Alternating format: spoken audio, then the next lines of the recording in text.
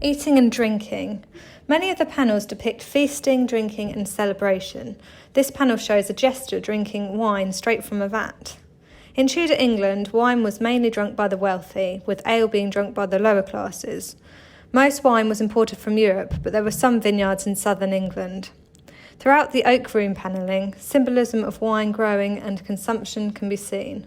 The prestige and status that wine drinking brought was obviously very important to the Bernard family.